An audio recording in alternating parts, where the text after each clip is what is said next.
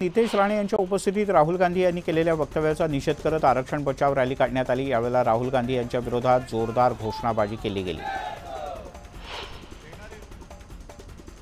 विधानसभेमध्ये जनता भाजप आणि गद्दारांना जागा दाखवेल असा हल्लाबोल उद्धव ठाकरे यांनी केला आहे। 1.5 महिन्यानंतर सरकारमध्ये बसलेले गद्दार बेकार होतील अशी टीकाही ठाकरेंनी केली।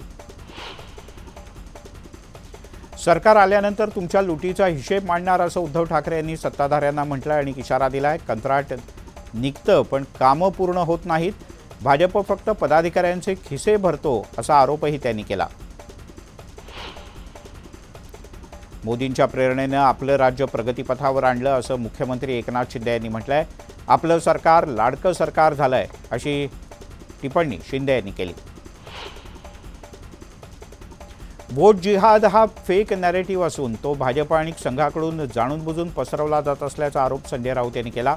शिंदे यांच्यासोबत गेलेल्या आमदारांना जेवणात गुंगीचं औषध देऊन बधीर करण्याचा प्रयत्न झाला असा आरोप सुद्धा राऊत यांनी केला।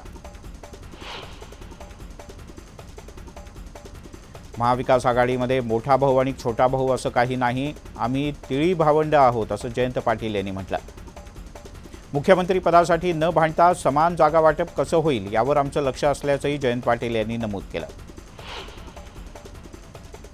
धाराशिवमध्ये भाजपचे आमदार राणा जगजितसिंह पाटील यांच्या कार्यक्रमात काँग्रेस कार्यकर्त्यांनी गोंधळ घातला। कृष्णा मराठवाडा सिंचन प्रकल्पावरून काँग्रेस जिल्हाध्यक्ष धीरज पाटील आणि राणा पाटील यांच्यात जोरदार बाचाबाची झाली।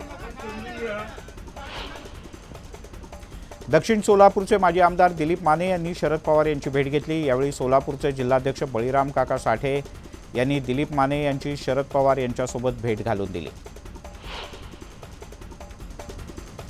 महाविकास आघाडीमध्ये जागा वाटपाची चर्चा सुरू आहे, त्यामुळे 7 ते 8 तारखेवर या दरम्यान अंतिम तोडगा निघेल असा विश्वास विनायक राऊत यांनी व्यक्त केला। शिवसेना 140 जागांवर लढेल असा विश्वासही त्यांनी व्यक्त केला आहे।